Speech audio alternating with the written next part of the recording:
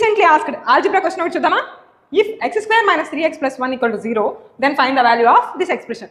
దీన్ని మనం చాలా ఈజీగా ఎలా సాల్వ్ చేయాలో ఇప్పుడు చూద్దాం. ఫస్ట్ వాళ్ళు ఇచ్చిన ఎక్స్ప్రెషన్ని తీసుకుందాం, దీన్ని మనం మోడిఫై చేసుకుందాం. x² + 1 ముందు వేసుకుందాం, -3x తర్వాత రాసుకుందాం, = 0. రాసుకోవచ్చా లేదా? రాసుకోవచ్చు.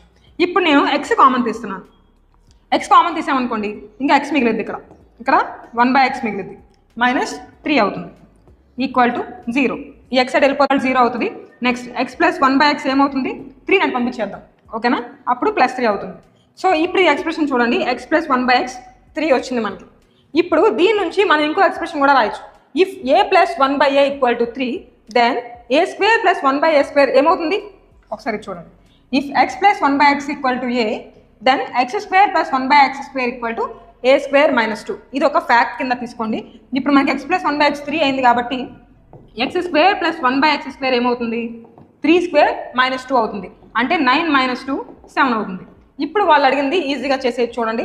x + 1/x ఏమో మనకి 3 వచ్చింది, x² + 1/x² ఏమో 7 వచ్చింది. ఇప్పుడు మనం ఆ రెండింటిని యాడ్ చేసుకుంటే 7 + 3 10 ఆన్సర్ అవుతుంది.